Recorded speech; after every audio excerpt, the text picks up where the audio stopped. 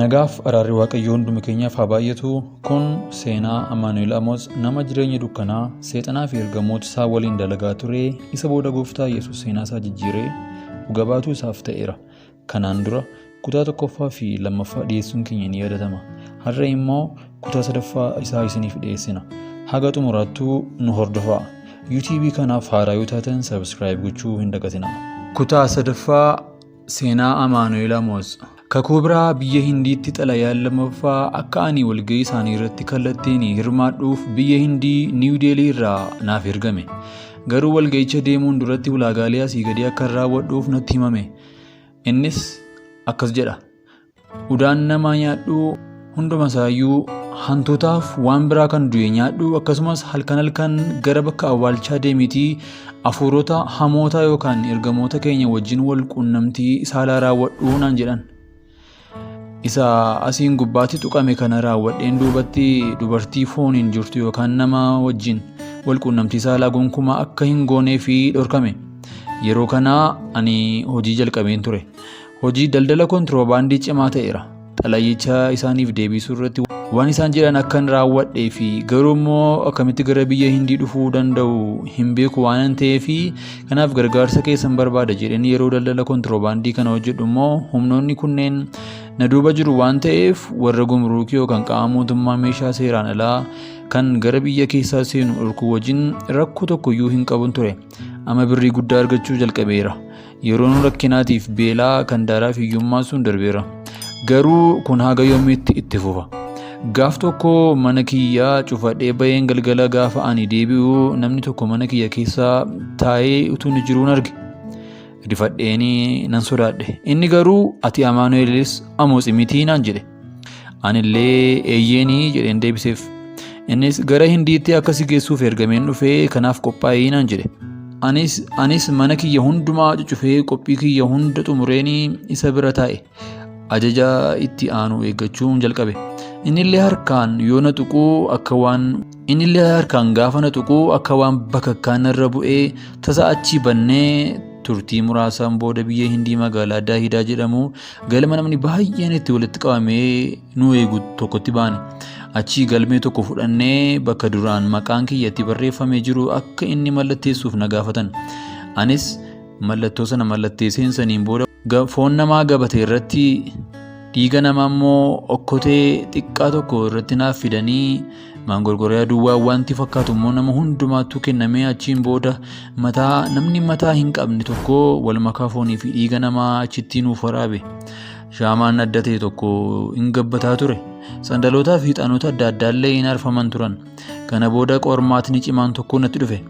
Boolla hanga meetira 200tti gadheeratu kan keessi isaa bofa gosa adda addaa fi bineensota garaagaraatiin lafa jalatti lo'aniin guutameen na ergan.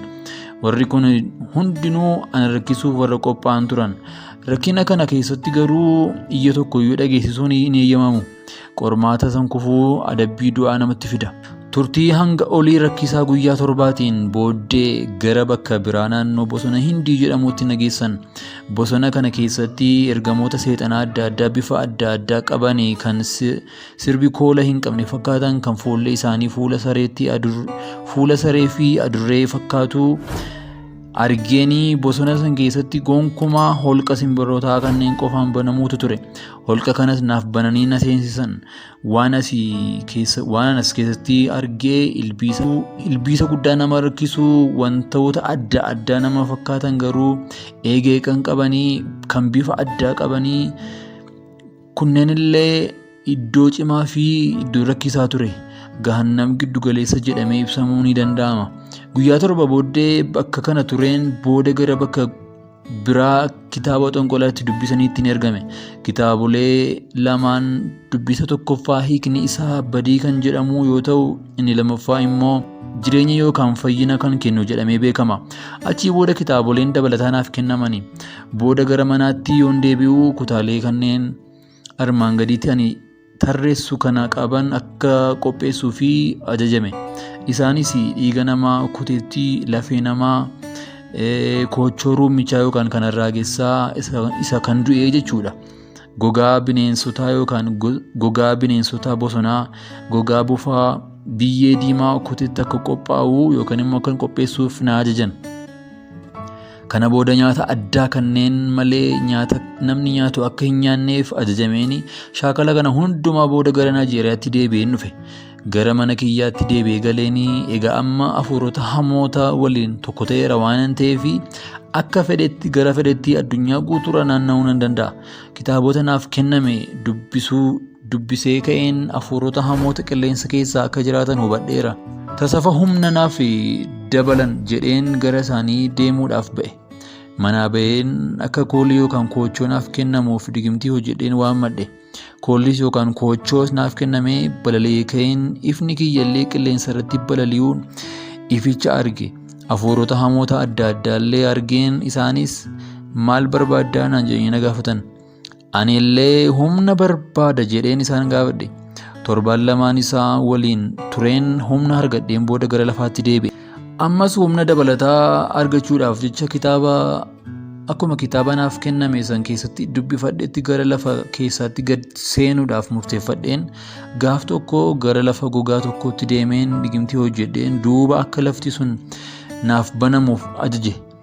Yommusuma lafti sun naaf banamee ergamoonni seexanaallee masalaalii ittiin gadi seenan naaf qopheessan.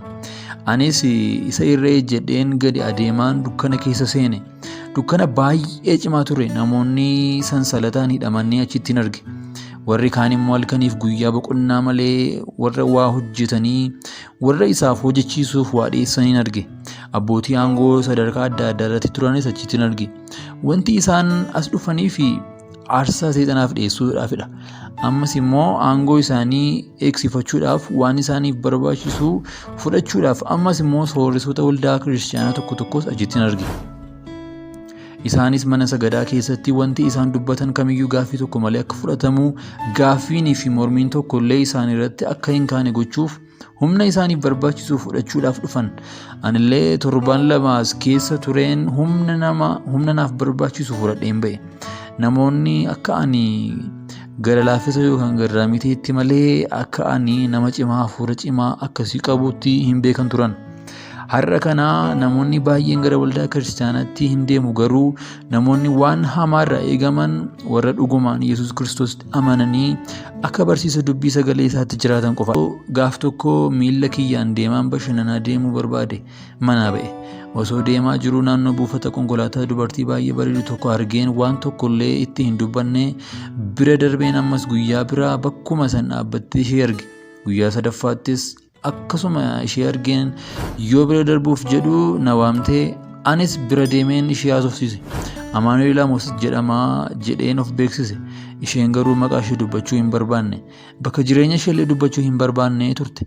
Ilkaan ishee qofaa natti kofaltee bakka jireenya kiyyallee na gaafannaan karaa isaa qofaa itti himeen gaafan deemuuf jedhu gaaf tokko gara mana keessi bira nan dhufaa nan jette.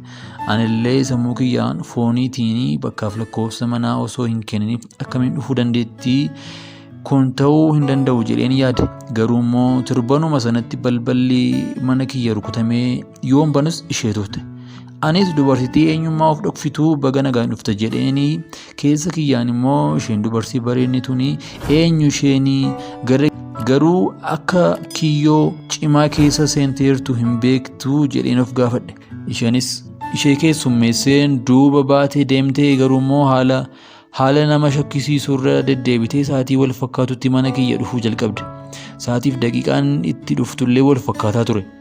Yoo isheen gara mana kiyya dhuftu gara hoteela babbareedoo magaalaa Leegos keessa jiraannutti geesseeni ishee bashannansiisaa ture. Garuu yeroo kana hundumaa isheef godhu eenyummaa ishee maqaa isheeyyuu hin beeku ture. Ani homaa itti dhiphachuu hin barbaanne. Sababni isaa dubartii hin tuqin jedhamee akeekkachiisa cimaan naaf kennameera waan ta'eef. Tasuma immoo guyyaa guyyaa dhufuu dhiistee halkan dhufuu jalqabe.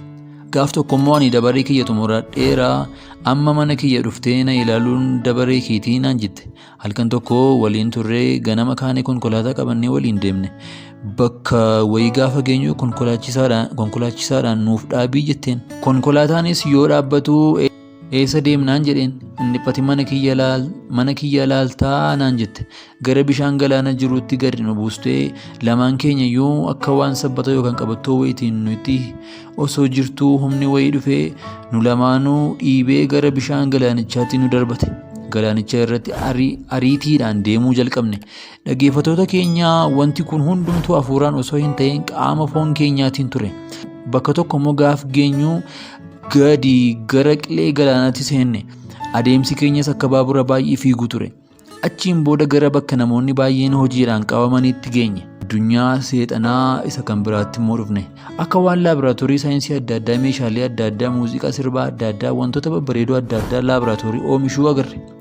Magaalaan dubartittii immoo dhiirotanii fi shamarreewwan babbareedaa baay'een arge. Jaarsoliin keessan jiranii turan. Isheenillee isaan wajjin wal na barsiiftee isaanis baga nagaan dhuftee naan jedhan. Achiin booda gara kutaa dukkanaa jedhamu tokkotti na geessistee itti fuftees kutaalee meeshaalee adda addaa itti oomishamu hunda natti argisiistee isa booda gara mana jireenya isheetitti na geessuutti jalqabde.